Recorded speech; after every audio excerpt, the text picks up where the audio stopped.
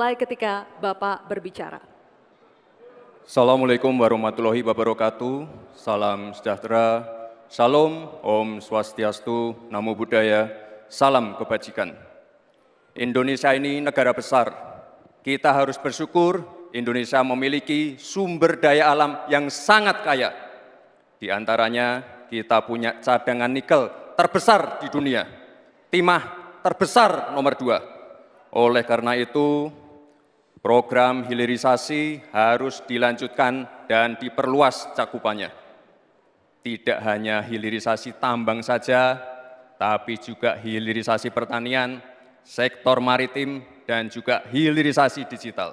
Intinya, kita tidak boleh lagi mengirim barang mentah.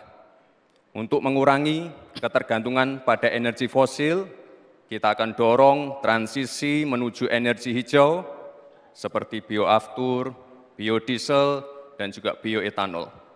Yang sudah dilakukan meliputi B35 dan B40. Potensi energi baru terbarukan kita juga luar biasa sekali. Bisa mencakup 3.686 gigawatt yang meliputi energi surya, angin, air, bioenergi, dan juga panas bumi. Oleh karena itu, kerjasama pentahelix wajib untuk didorong. Bapak Ibu yang saya hormati, teman-teman sesama anak muda, jika agenda hilirisasi, pemerataan pembangunan, transisi menuju energi hijau, ekonomi kreatif, UMKM bisa kita kawal, insya Allah akan terbuka 19 juta lapangan pekerjaan untuk generasi muda dan kaum perempuan. 5 juta diantaranya adalah green jobs. Green jobs ini adalah peluang kerja di bidang kelestarian lingkungan. Green jobs ini adalah tren peluang kerja masa kini dan masa depan.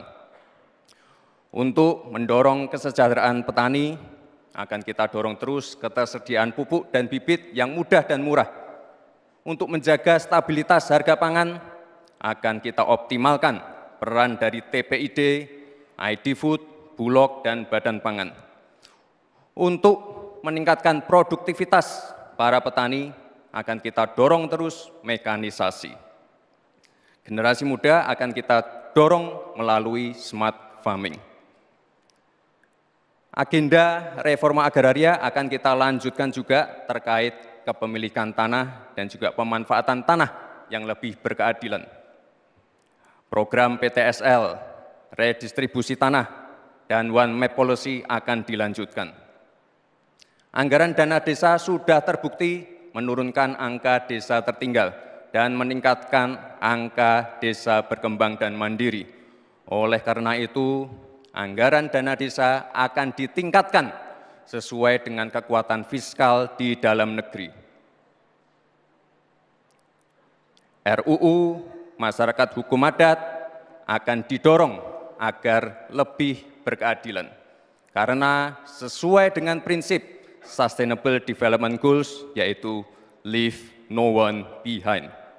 Narasi besarnya di sini adalah keberlanjutan dan penyempurnaan. Terima kasih. Wassalamualaikum warahmatullahi wabarakatuh. Baik. Masih ada waktu Bapak? Masih ada waktu. Mau dimanfaatkan atau tidak? Cukup? Baik. Oke. Cukup?